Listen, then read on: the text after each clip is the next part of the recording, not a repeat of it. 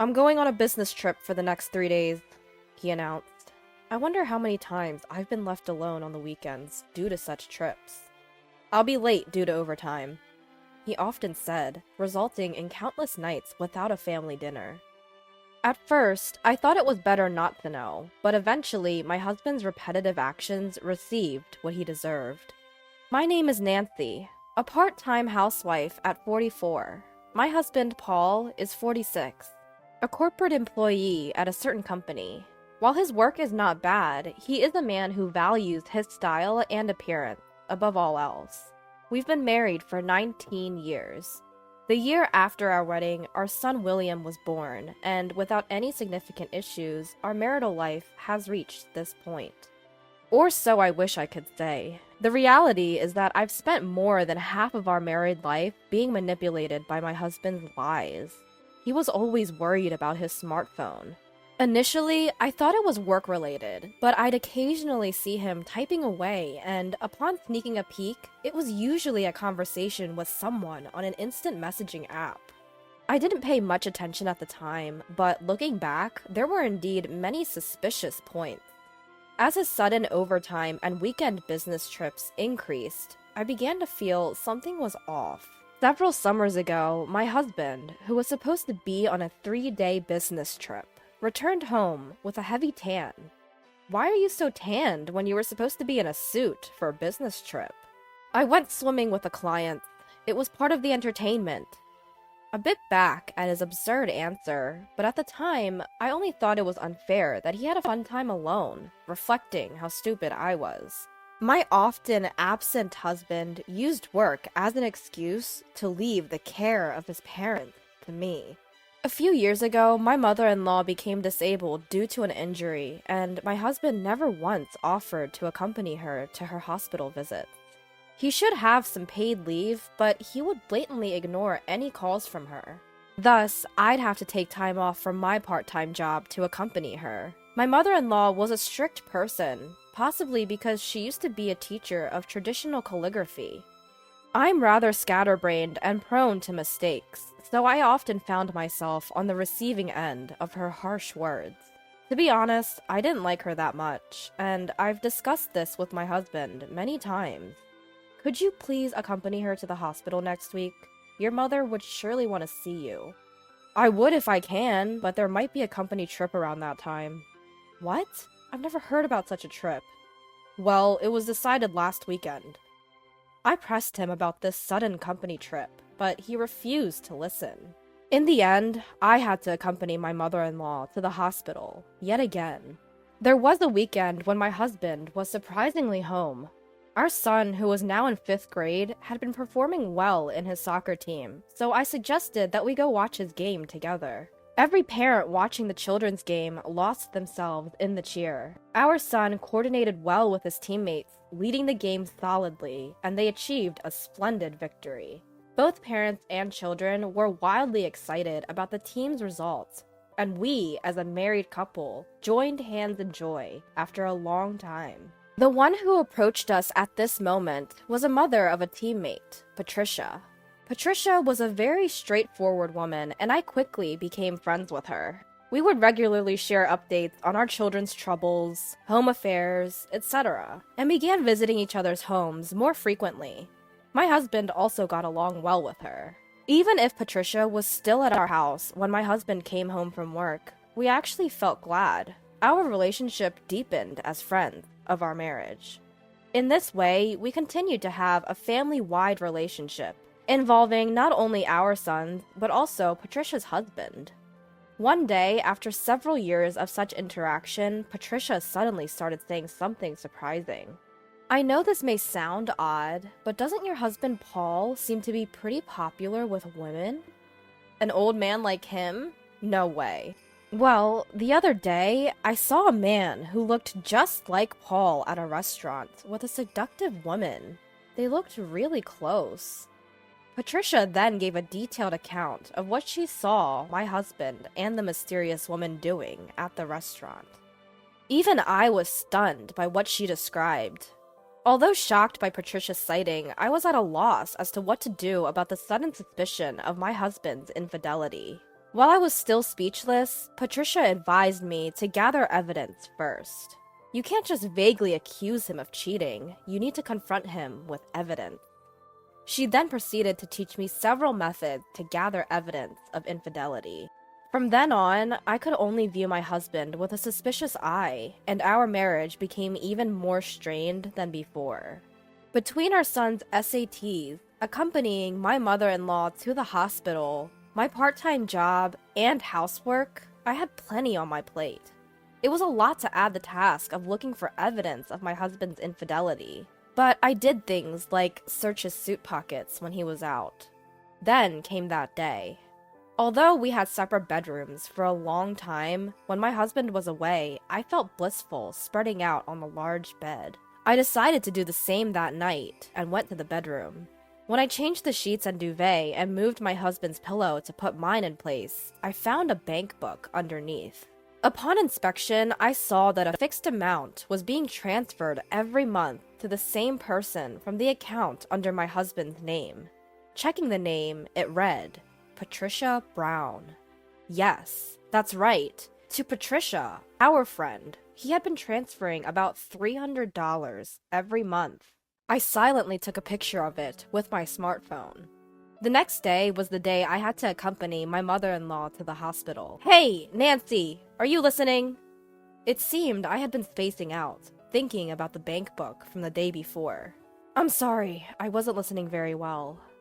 Well, I saw Paul walking early in the morning.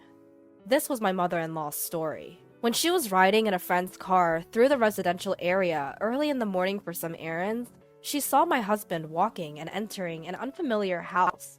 Who would he be visiting at such an hour? The only houses you could enter early in the morning would be families, right? As I listened to my mother-in-law's story, I recalled what Patricia had told me earlier. Proof of infidelity. I asked my mother-in-law to give me a general idea of the address in that town. Soon, it was crunch time for our son's college entrance exams, and he was attending cram school every day. The cram school fee was set to be automatically deducted from my husband's account, but I received a notice stating the fee could not be deducted 2 times in a row. I decided to ask my husband about it. The money for William's cram school, they said they couldn't deduct it from the account. Ah, well, can you cover it for now? I'll pay you back later. My husband's behavior seemed odd. Still, I didn't want any conflicts before our son's exams, so I agreed to pay the fee for the time being.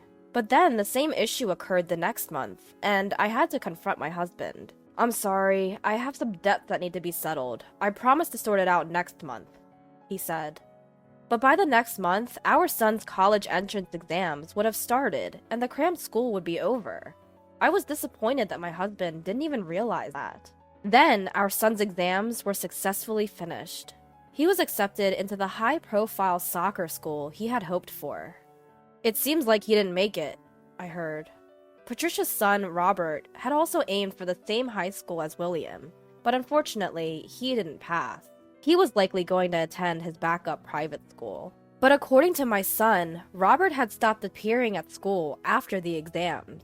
He didn't even show up for the graduation ceremony, and I felt awkward contacting Patricia, so our communication ended there. As my son's high school life settled down, I found myself thinking about what Patricia had told me more frequently. There were several instances of my husband's suspicious behavior, and it was still continuing.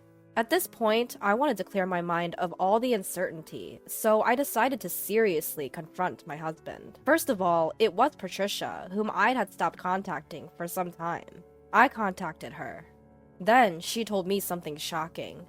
Do you have plans for this weekend? Why the sudden question? This weekend, I'll probably be on a business trip from Friday. After confirming that, I called my husband's company on Friday. Hi, I was hoping to know the accommodation my husband is staying at on his business trip. I can't seem to reach him on his cell phone. That's strange. We don't have anyone out on business trips starting today. Feeling as if I knew what was going on, I misled the person from his company and ended the call.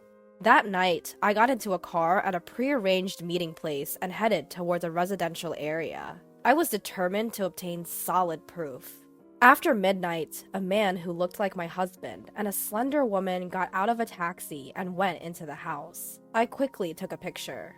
Zooming in, it was clear that the man was my husband, and the woman's face was easily identifiable as well. Gathering one piece of evidence after another, I set the date for the confrontation. It was a few days after my husband returned from his business trip, looking exhausted. "I'll be late tonight again because of overtime." Upon hearing my husband's words, I responded with a grin. "Ah, our last supper then. Enjoy yourself." There was probably a profound sense of unease in my husband's face from my unexpected smile. He left, scratching his head. Little did he know, stepping into the worst occasion. That night, I hopped in the car again and headed to our designated meeting place. Arriving at the house where I had seen my husband enter with another woman, I rang the doorbell and turned the doorknob. "Good evening. Mind if I come in?" Startled by the unfamiliar voice, the woman who came out asked, Who are you?" "I thought my husband was here," I responded, pointing to a pair of men's shoes by the door. "Those belong to my husband." I was shocked to learn she was also married. Indeed, there were other men's shoes. Ignoring her, I barged in, saying, "Excuse me." A meal was set up on the table, as if they had just begun to eat. However, my husband was nowhere to be seen. Looking around, I noticed a window leading to the backyard was open. "Got him." Those were the words from Patricia outside the window. Yes, my husband had tried to escape through the backyard when he realized I was there. I confronted my husband and the married woman. "When did this start?"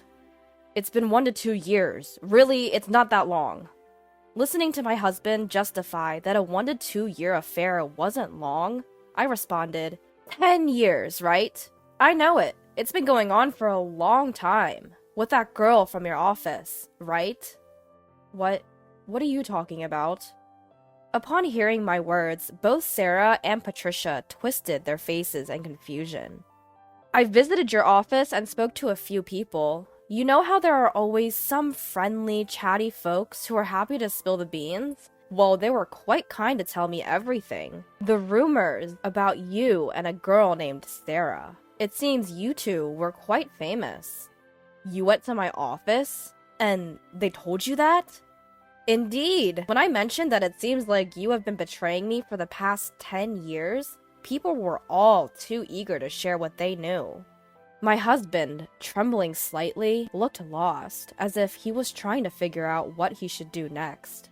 Seeing him like that, I decided to throw him another curveball. "You're shaking, aren't you? How will you manage with what's coming next?" As I finished speaking, the front doorbell rang. Sarah, who jumped up in surprise, rushed to the door, and I followed her. The visitor was Robert, my son's soccer buddy, and Patricia's son. When I invited Robert into the house, Patricia, who was already there, looked surprised and wide-eyed. "You live nearby with your father now, right, Robert? As I understand it, your parents suddenly fell out for reasons you still don't really comprehend. And you've reconnected with our son. You've been talking to me about it too. Let's clear things up here and now." I said this and looked at Patricia. "The woman my husband also cheated with was you, Patricia." Patricia looked at me in surprise and glanced down, unable to meet her son's gaze. Sarah seemed astonished, too. "So it began when you met us, right? Pretending to get along with me while both of you were betraying me behind my back." I quickly wiped away my tears and turned to my husband. "Why were you transferring $300 every month to Patricia? Was it because you were paying her that we couldn't afford William's tutoring fees? How could you take money meant for our son's education and give it to your mistress?" My husband looked shocked that I knew so much, but he couldn't say anything in his defense. In response, Patricia's son Robert said, "Both my mother and you are despicable, dragging their families into this." Robert said that with a disdainful glare at the two before leaving. "It's your fault. You knew you were seeing this woman, and it wasn't about wanting money. You tried to appease me with money, didn't you?" Patricia suddenly broke down, hitting my husband's chest as she cried and accused him. My husband had begun an affair with Patricia while he was still seeing Sarah. Exasperated with this, Patricia had started to hint at the infidelity to me, thinking me as suspicious. My husband was trying to placate Patricia, all the while conscious of the gazes of Sarah and me. Sarah seemed angry, her face red, but I felt myself cooling off. It all started to feel ridiculous. Are you all crazy? Am I the only one who has to take responsibility in the end? But fine, I don't need a man like this. You two do as you please. I said that, handed the prepared divorce papers to my husband, and continued. I'll send all your stuff to your parents' house. They'll be charged on delivery, so you'll be hearing from your mother soon. But I was wrong. I truly cared only for you. Help me. As I tried to leave, my husband, looking desperate, tried to peel off the two women closing in on him and begged me. Why not ask your mother for help?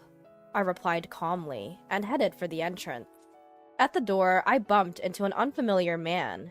It looked like the Sarah's husband. I left the house with a smile, knowing that the unexpected return of the husband would stir up another row. Afterwards, we divorced. My husband's long-term misconduct became known not only to his parents, but also to his colleagues, and he was severely reprimanded by his stern mother. His credibility at work fell drastically, forcing him to resign. Patricia, who was his mistress, was handed divorce papers by her estranged husband, and seemed to have ended up completely alone. Sarah seemed to have moved somewhere, judging from the sale of her house.